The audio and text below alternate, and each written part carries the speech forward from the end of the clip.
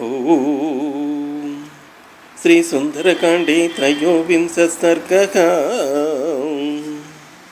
इत्युक्त्वा मैथिलीं राजा रावणः शत्रुरावणः सन्धिस्य च ततः सर्वा राक्षसीर्नित्यगामः। निष्क्रान्ते राक्षसेन्द्रे तु पुनरन्तःपुरं गते राक्षस्यो भीमरूपास्ताः सीतां समभितुद्रुवुः। ततः सीतामुपागम्य राक्षस्य क्रोधमूर्छिताः परं परुषया वाचा वैदेहीमिदमब्रुवन्। पौलस्त्यस्य वरिष्ठस्य रावणस्य महात्मनः दशग्रीवस्य भार्या त्वं सीतेन बहुमन्यसे।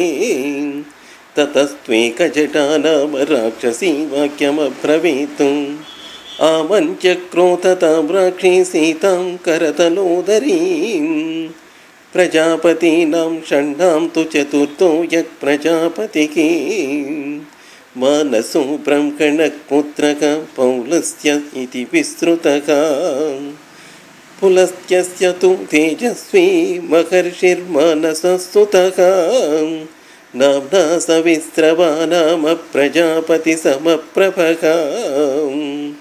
तस्य पुत्रो विशालाक्षी रावणः शत्रुरावणः। तस्य त्वं राक्षसेन्द्रस्य भार्या भवतुमर्हसि। मयोक्तं चारु सर्वाङ्गी वाक्यं किं नानुमन्यसे।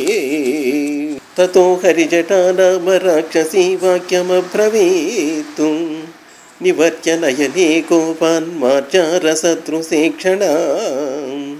येन देवास्त्रस्य स्त्रिंसत्तेव राजश्च निर्जिताः।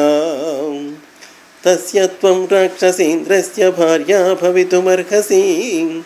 ततस्तु प्रकसा नाम राक्षसी क्रोधमूर्छिता भर्त्सयन्ती तदा घोरमिदं वचनमब्रवीतु। वीर्योस्तिक्तस्य सूरस्य सङ्ग्रामेष्वनिवर्तिनः बलिनो वीर्ययुक्तस्य भार्या त्वं किं न लप्स्यसे।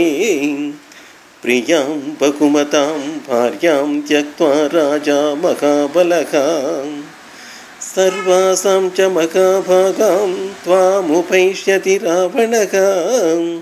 समृद्धं श्रीसहस्रेण नानारत्नोपशोभितम् अन्तःपुरं समुत्सृज्य त्वामुपैष्यति रावणः। अन्या तु विकटा नाम राक्षसी वाक्यमब्रवीतु। असकृद्देवतायुद्धे नागगन्धर्वदानवा निर्जिताः समरे येन सते पार्श्वमुपागतः। तस्य सर्वसमृद्धस्य रावणस्य महात्मनः किमद्य राक्षसेन्द्रस्य भार्या त्वं नेच्छसेधमे। ततस्तु दुर्मुखी नाम राक्षसी वाक्यमब्रवीतु।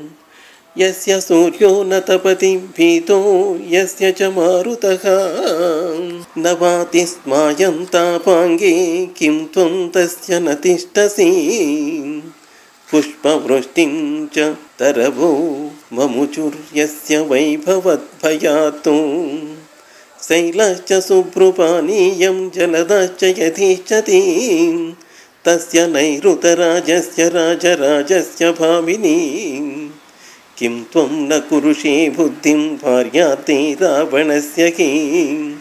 साधु ते तत्त्वतो देवि कथितं साधु भामिनी गृहाण सुस्मिते वाक्यमन्यथा न भविष्यसि।